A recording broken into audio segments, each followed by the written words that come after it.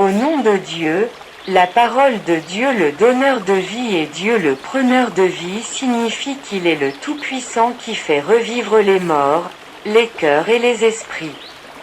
Et l'homme mort est celui dont les créatures sont tuées quand et de quelle manière il testament. La mort est le contraire de la vie, tout dans l'univers est vivant. Il est le Tout-Puissant qui donne la vie aux humains, aux animaux, aux plantes et à toutes choses, du maïs à la galaxie. Il ravive les corps avec de la nourriture, des boissons, de l'eau et de l'air. Il ravive les cœurs avec la foi, il ravive les esprits avec la connaissance et la sagesse, et il ravive les âmes avec contentement, humilité et tranquillité, et il ravive les âmes avec sérénité. Et il fait revivre la terre après leur mort avec la pluie, il ravive le cœur de ses prophètes et messagers, que la paix soit sur eux, avec foi. Il ravive les cœurs des croyants avec l'amour de la bonté et de la tolérance, ravive leur corps avec des moyens de subsistance légitimes, et ravive leurs âmes avec contentement et patience. Et ravive leurs âmes avec sérénité et âme après leur mort, cœur avec son obéissance, et il ravive les gens avec sa justice et sa bonté envers eux. Et Dieu Tout-Puissant a ressuscité la première graine pour une personne de non-existence et la création d'Adam, et à partir d'un sperme.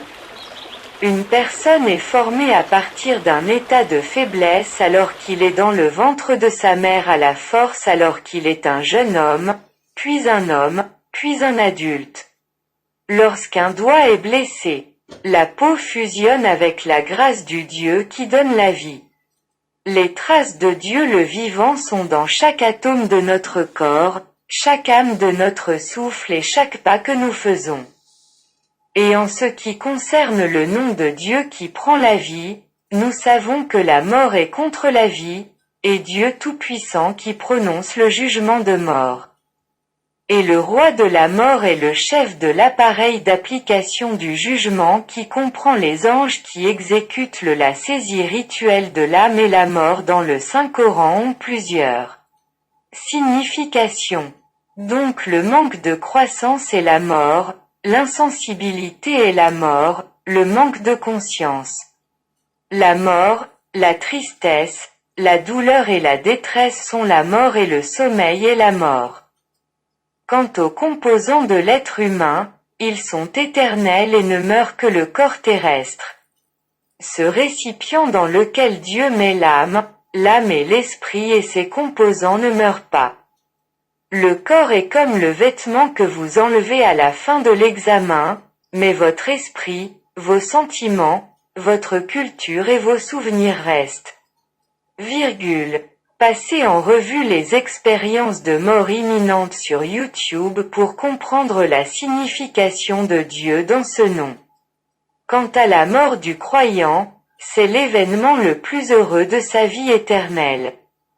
La preuve est dans les paroles du messager de Dieu, que Dieu le bénisse et lui accorde la paix, le monde est la prison du croyant et le paradis de l'incroyant, saï, musulman.